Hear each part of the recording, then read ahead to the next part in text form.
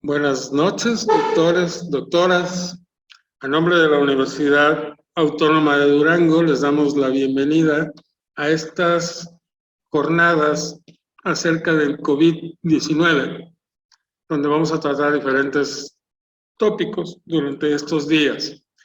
El ponente del día de hoy es el doctor Jesús Nieves Avilés, que es médico ginecobstetra, egresado del Hospital General de Zona número 16 en la ciudad de Torreón, Coahuila.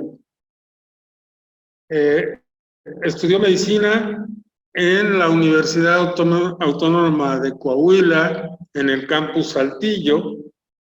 Es past president del Colegio de Ginecología y Obstetricia de Saltillo y ha participado en diplomados como el diplomado de profesionalización. Es docente adjunto de la residencia de ginecobstetricia en el ISSSTE y es médico adscrito al servicio de ginecobstetricia en el hospital del ISSSTE. Su práctica profesional privada la realiza en el Hospital Cristos Muguerza de esta ciudad de Saltillo y ha participado en múltiples congresos locales y regionales. Aquí lo importante es que ninguna vacuna se ha demostrado que tenga un componente dañino para la mamá o para su o sus productos. Y aquí en esta revista que habla de las vacunas, y esta revista es del 2019, este artículo dice que las mujeres embarazadas deben de ser incluidas en el despliegue, investigación y desarrollo de vacunas, no excluirlas. Que las mujeres embarazadas con capacidad legal para dar su consentimiento deben tener la oportunidad de inscribirse en los ensayos. Si ustedes vieron el documento de la Secretaría de Salud, habla que por cuestiones éticas y legales, tanto menores de 18 años como mujeres embarazadas no estaban dentro de los protocolos de estudio de la vacunación, y es cierto. Sin embargo, esta recomendación de esta revista nos habla de que deberíamos ya de estar incluyendo a las pacientes de acuerdo a los componentes de las vacunas y a sabiendas de que no van a causar ningún problema. Deberíamos incluir a las pacientes embarazadas en los protocolos de estudio. Aquí le ponemos entre comillas de que no son una población vulnerable, hablando de que estamos vacunando están vacunando los siervos de la nación, por cierto. Están vacunando a personas mayores de 65 años, personas con diabetes, personas con hipertensión, con descontrol metabólico. ¿Por qué no incluir a la paciente embarazada? Si estás vacunando a otra población vulnerable y precisamente le estás vacunando porque el riesgo-beneficio de ofrecer esta vacuna es mayor el beneficio que si se enferma, ¿por qué no incluir a la paciente embarazada? La carga de la prueba recae sobre aquellos que quieren defender la exclusión. Esto es muy lógico. Aquel que dice que no se debe de vacunar, pues es muy su opinión y a veces con sus, digamos, implicaciones personales o económicas que esto implique. Y los estudios de vacunas que incluyan mujeres en edad fértil deben de tener planes para sistemáticamente recopilar los datos sobre la inmunogenicidad. Esto ya lo está haciendo la CDC en Estados Unidos. Tiene un programa en donde están recopilando la información de las pacientes embarazadas, creo que se llama BeSafe o algo así, en donde inclusive pacientes embarazadas que no sean población de Estados Unidos y no sean de las vacunas que solamente aplican allá no aplican la Sinovac ni la CanSino, pueden ingresar a esta plataforma de la CDC, que es el Centro de Control de Enfermedades de Estados Unidos, y pueden llenar ahí un formulario en donde explican los síntomas que tuvieron y si tuvieron algún problema relacionado con el embarazo. En conclusión, nuestra postura como Federación Mexicana de Colegios de Ginecología y Obstetricia y el Colegio de Ginecología y Obstetricia Saltillo, ponemos esto. Si usted está embarazada, puede optar por recibir la vacuna, teniendo en cuenta que la vacunación es algo muy personal, es decisión libre y es totalmente personal. Sin embargo, nosotros en cualquier trimestre, si la recomendamos, ustedes que están dando clases y están embarazadas, yo recomendaría que sí se las aplicara. Las reacciones en la paciente embarazada, brevemente, ya sé que como vi en el programa que van a hablar de esto más en otros días, pero bueno, no quise dejarlo pasar. No se presentaron diferencias entre pacientes embarazadas y no embarazadas en cuanto a las reacciones de dolor, la fiebre, las artralgias, cefalea o las mialgias o la fatiga. Hay otro apartado importante en donde ya se están pareando los resultados en pacientes que fueron vacunadas y que algunas, la gran mayoría de las que refieren efecto adverso, lo relaciona con la vacuna como es el aborto.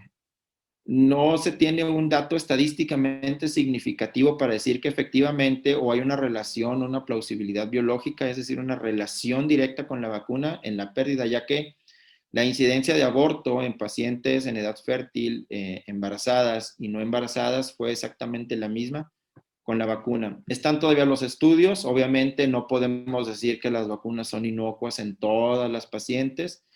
Sin embargo, de todas estas que se enumeran aquí, aborto, muerte fetal, preeclampsia, diabetes, ruptura de membranas, no se ha comprobado que ninguna esté relacionada con la aplicación de las vacunas aún.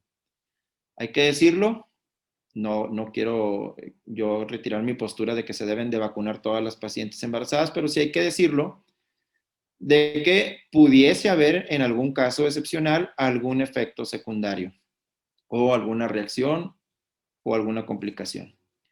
Entonces tenemos esta pregunta de ¿existe relación con la vacuna? Sí o no. Hasta febrero había 30,000 pacientes vacunadas en Estados Unidos y ahorita van más de 50,000 según la CDC. Con estas dos vacunas que están autorizadas allá, creo que ya van a poner Johnson y Johnson y ponen en muy poca cantidad AstraZeneca. Pero de estas ninguna había referido alguna complicación o algún malestar mayor al que enumeramos en la diapositiva anterior.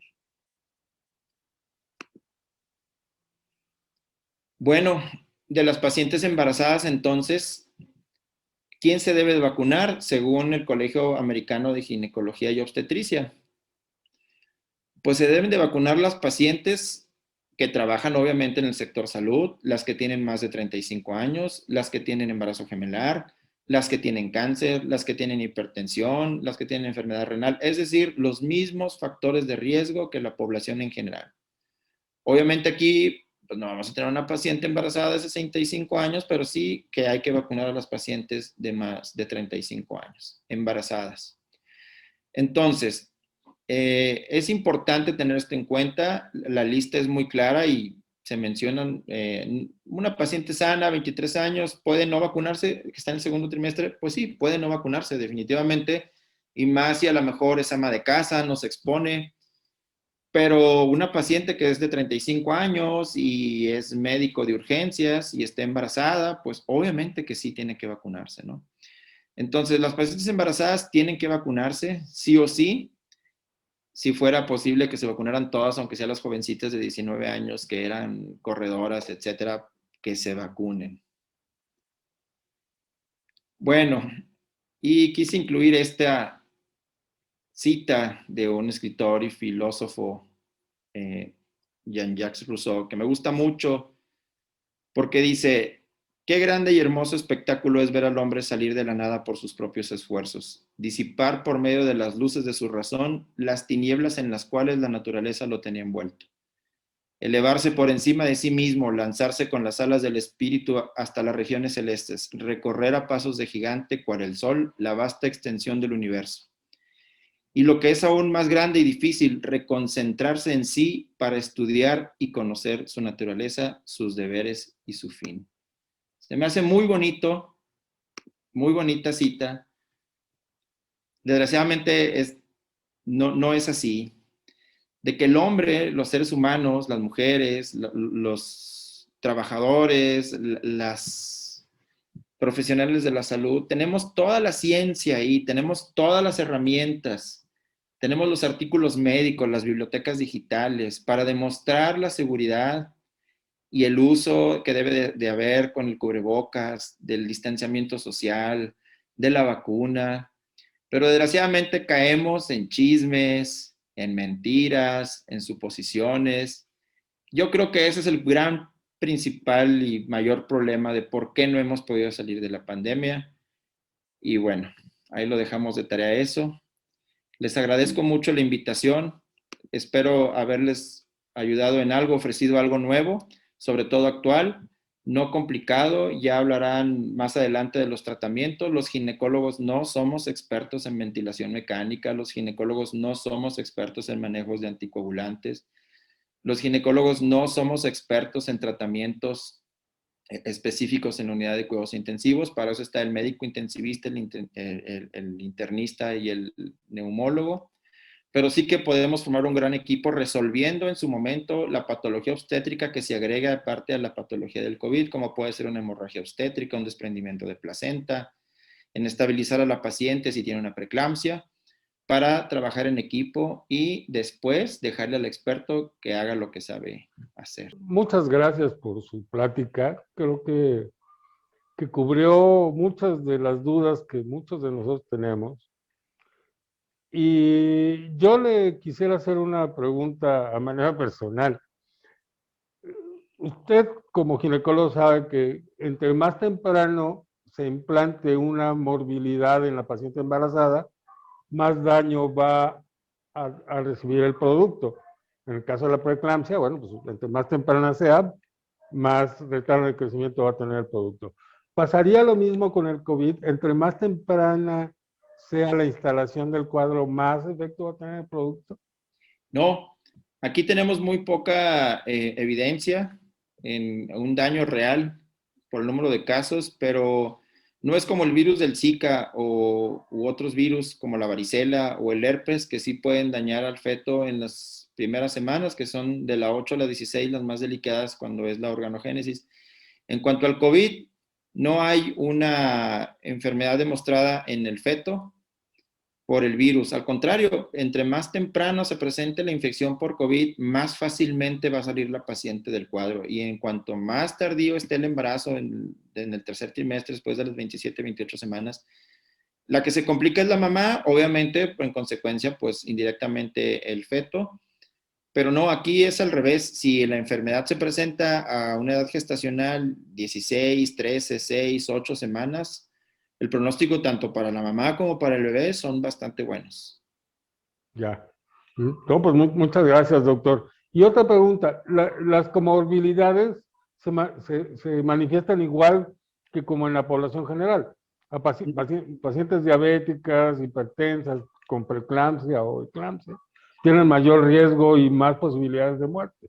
¿Así es? Hemos visto pacientes con cifras altísimas de presión en preeclampsia.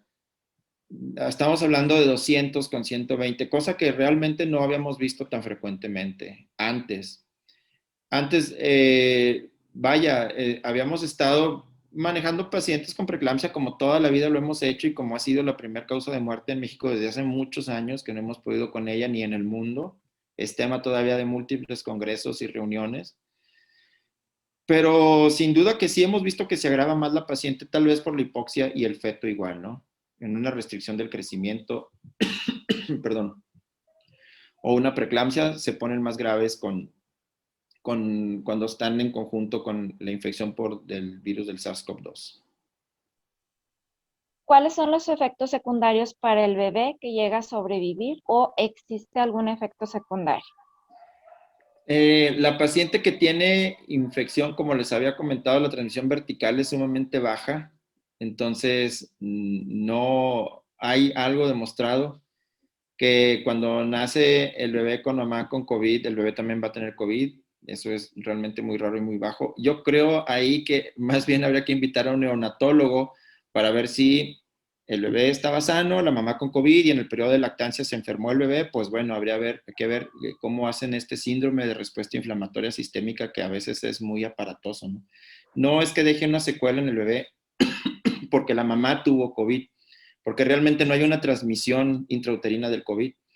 Solamente, como les digo, tenemos un caso documentado de esta paciente que mencioné. Entonces, no existe tal secuela, ¿no? Puede existir después si el bebé se enferma después por COVID al nacer. Bueno, después de nacer más bien. Muy bien.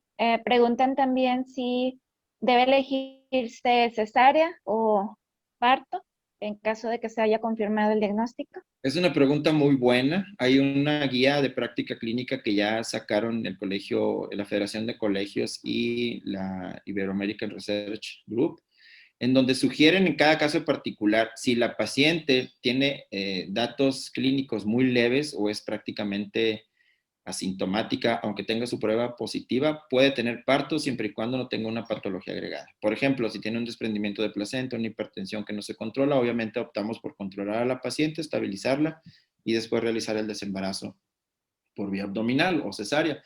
Pero si la paciente, estamos hablando de que está controlada, que tiene signos vitales bien, no tiene baja saturación, tiene 39 semanas, podemos inducir el parto en hospital. Ya es particularmente con cada paciente el tratamiento que vamos a tener. ¿El riesgo de mortalidad disminuye? Ah, De mortalidad en la paciente embarazada, sí, que sí disminuye tras el parto. depende del contexto clínico en el que está la paciente, porque si la paciente, Claro. no sé si supieran que tuvimos una paciente de las primeras que tuvimos decesos aquí en Saltillo, que venía de Monclova. La paciente venía prácticamente ya con muy bajos niveles de saturación, se realiza la cesárea urgente, pero la paciente pues tenía obesidad, tenía diabetes y la paciente ya sin el factor, digamos, de limitación del embarazo, no mejoró la paciente. La paciente ya traía un daño pulmonar importante y desgraciadamente fallece esta paciente días después de que se realizó el desembarazo. Entonces, decir que ya al desembarazarla va a mejorar, les puedo decir que sí, que mejora la presión arterial, que no se controla, que a lo mejor ahí podemos meter más medicamentos para la diabetes, pero en una paciente con COVID, vaya, hemos visto cuántos casos de pacientes que ya están a punto de ser egresados, que están en el proceso de destete con el tubo, y de un día para el otro se complican y desgraciadamente fallecen. Entonces, creo que estamos todavía muy verdes en conocimiento con este virus que realmente es muy nuevo. Y no es por falta de pericia o falta de vocación o actitud, es simplemente que este virus es como un camaleón y se comporta de una manera impredecible en cada paciente. Entonces, no creo que el desembarazo mejore la situación de la paciente. Sí que nos puede ampliar los tratamientos que le puedan ofrecer en la unidad de cuidados intensivos o los expertos, pero a tanto así como decir yo que, o lo que hemos visto que mejora el estado de la paciente, pues no. Sobre el tratamiento para pacientes sintomáticos, supongo que son síntomas generales. ¿Qué, El qué tratamiento tratamiento se le es el recomendaría? mismo que en el paciente no, en la paciente no embarazada. Si ustedes se fijan, hubo un boom de que si la ivermectina, que si la cloroquina, que si esto y que si aquello, el zinc, el selenio, la quercetina, la vitamina C, la vitamina D. Algunas cosas, pues sí, las tenemos demostradas que sí funcionan, como el zinc, por ejemplo, el selenio, vitamina C, el paracetamol, pues sí, la vitamina D, sin duda, pero para esto también debemos tener laboratorios previos para ver si alguna vitamina realmente nos va a ayudar y pues el sintomático que se usa y en algunos pacientes, de acuerdo a su índice de masa corporal, la ganancia de peso que tienen, los anticoagulantes, siempre y cuando estén bien indicados, porque acuérdense que también hubo un boom con el uso de la dexametasona antes de tiempo. Cuando no la necesita realmente el paciente, te empeora el pronóstico y cuando sí la necesita ya se la daste, ya no te sirve de mucho. Entonces, igual con lo del plasma, no sé si se acuerdan que si el plasma fresco, congelado y resultó que no servía de mucho, ¿no? Entonces, básicamente el tratamiento es el mismo. El medicamento que tenemos a la mano, el sintomático, se puede dar con mucha seguridad en el embarazo sin importar el trimestre en el cual la paciente se encuentre. Acerca de las pacientes que son convalecientes o que incluso están con enfermedad activa, ¿qué tan recomendable es la lactancia materna en ese tipo de pacientes? Es una pregunta muy buena y no está contraindicada la lactancia en la paciente convaleciente o en el long COVID, como le llaman también. Ahora es como que una complicación o una secuela que la paciente sigue teniendo tos o sigue teniendo fiebre o sigue teniendo PCR positiva, a pesar de que a lo mejor ya no transmite, o aún y cuando la paciente acaba de darse cuenta de que está en una enfermedad activa, en una fase activa, siempre y cuando esté el cuarto ventilado, si es que se puede tener ventilado, y la paciente use su cubrebocas, sí que se puede dar la lactancia. La lactancia no se debe de prohibir, no se ha visto que los virus pasen por la leche materna? Y es una pregunta muy importante porque no debemos de suspender la lactancia en la paciente que tiene COVID. El riesgo de transmisión, aunque ahí está presente, es muy poco comparado con el beneficio que se le va a dar al recién nacido con la lactancia materna. Y la paciente que está en lactancia, que ya padeció COVID o que no ha padecido, pero quiere vacunarse también, no es tanta consideración como en el embarazo, que sí, que no. Aquí todas las pacientes en lactancia, obviamente sin enfermedad activa, deben de ser vacunadas también. Gracias. Hablando últimamente de la importancia de tener un control en los pacientes con prueba positiva desde el inicio del diagnóstico, ¿qué recomendarías a las pacientes embarazadas, posiblemente asintomáticas, cuando recién llegan a la consulta con el diagnóstico? ¿Qué control debemos de tener para un control posterior? Para verse después de las complicaciones o una vez que ya haya pasado la etapa de riesgo. La paciente que llega contigo con prueba positiva, primero yo recomiendo, a lo mejor va a ser algo que van a decir, bueno, pues sí, obviamente, pero es tranquilizar a la paciente. Primero que nada, decirle, ok, tu prueba está positiva, vamos a ver cómo está tu función pulmonar, tu oximetría, tu temperatura y estarte monitorizando. Y es algo que yo siempre les comento a las pacientes, no te quedes sola. Luego empieza el pánico en la casa, no, pues ya me voy y me voy a aislar. Y yo creo que aparte de la enfermedad, te pega también la soledad horrible. Entonces, primero, no abandonar a la paciente. Segundo, decir a la paciente que el periodo de contagio son los primeros 14 días y que muy seguramente después de que te enfermaste, como sabemos, el embarazo dura 284 días más o menos y la enfermedad debe durar, si es una enfermedad leve, unos 14 días. Entonces tiene muchos días ahí la paciente para curarse también, para enfermarse y para quedarse bien sin el virus. Hay muy pocas pacientes que tienen síntomas después de los 2 meses de haberse enfermado, que le llaman el long COVID ahora o el COVID largo o las secuelas post-COVID, que también ahora están acuñando ese término. Y es el mismo control prenatal que en la paciente que no tuvo COVID. Es igual, a menos de que la paciente tenga un compromiso importante de las vías respiratorias o que veamos una restricción del crecimiento por el daño endotelial que se produce en la placenta, que obviamente nos lleva a una disminución del flujo sanguíneo y un crecimiento más pequeño del bebé. Ahí sí acortaríamos nuestro control prenatal cada 2 o 3 semanas. Pero si no, es prácticamente lo mismo. Y sobre todo esto, no decía a la paciente, ok, te enfermaste en la semana 16, ya vamos en la semana 20, ya no hay que hacerse títulos de nada. Si ya estás asintomática, ya pasó el periodo de contagio, porque recordemos que hay pacientes que durante meses pueden tener PCRs positivas sin ser contagiosos. Entonces, no hay que tenerlas ahí castigadas ni aisladas, nada más seguirlas viendo en su consulta.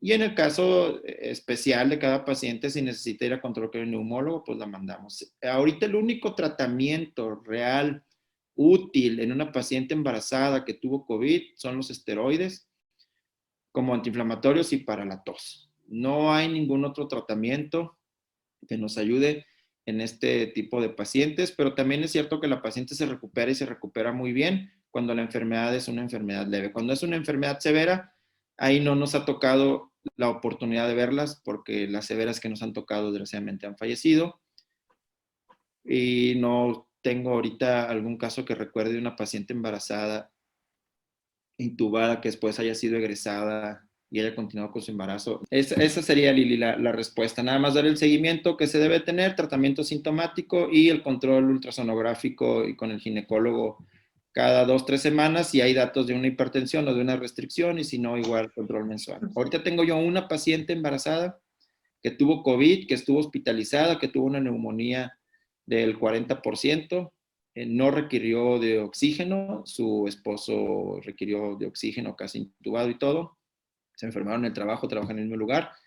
Lo acabo de ver el sábado, pero muy bien, bebé creciendo bien, líquido, placenta, todo muy bien. Seguramente después van a salir más datos, ¿no? Como ahora tenemos datos neurológicos, cardíacos, dermatológicos, que nos hablan de secuelas COVID, pero ahorita en el embarazo todavía, al momento de buenas, que tenemos muy pocas complicaciones. No se está controlando el parto o la cesárea en los hospitales para evitar el riesgo en este momento. Bueno, hay hospitales COVID y hospitales no COVID. Ese es un primer paso, hacer un triage. A todas las pacientes en la práctica privada se les está pidiendo su prueba. En la institución pública se hace un triage con el cuestionario.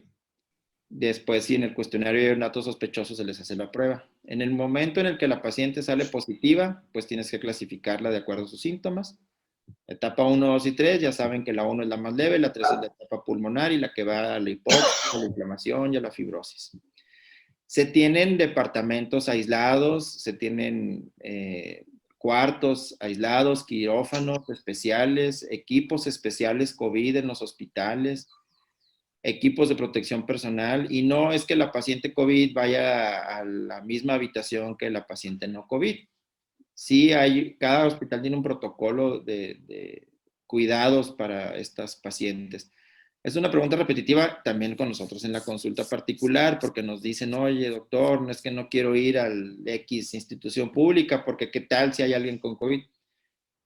Sí hemos tenido algunas pacientes tremendas que niegan síntomas o niegan pruebas y luego ya cuando menos lo esperas están ahí entre todas las otras pacientes, pero esos son casos excepcionales. Se tiene un buen control y un buen seguimiento y se tiene un buen aislamiento. Desgraciadamente estas pacientes pues obviamente no pueden estar con familiar. Las primeras horas también se limita el que puedan estar con sus bebés, pero todos los hospitales tienen protocolos para este tipo de pacientes, embarazadas y no embarazadas con COVID positivo. Lo más importante que quiero que se lleven es no a la mentira y sí a la ciencia, no a la posverdad. La posverdad es la mentira que sin querer serlo se convierte en una verdad de tanto repetirla. Lo segundo es, hay que seguirse cuidando. Es cierto que ha bajado mucho el número de contagio y de que se habla de que ya se está acercando una inmunidad de rebaño, pero hay que seguirse cuidando, sobre todo ustedes los jóvenes. No hagan confianza. Y lo último, no le tengan miedo a las vacunas. Créanle a la ciencia. Muchas gracias por la invitación otra vez.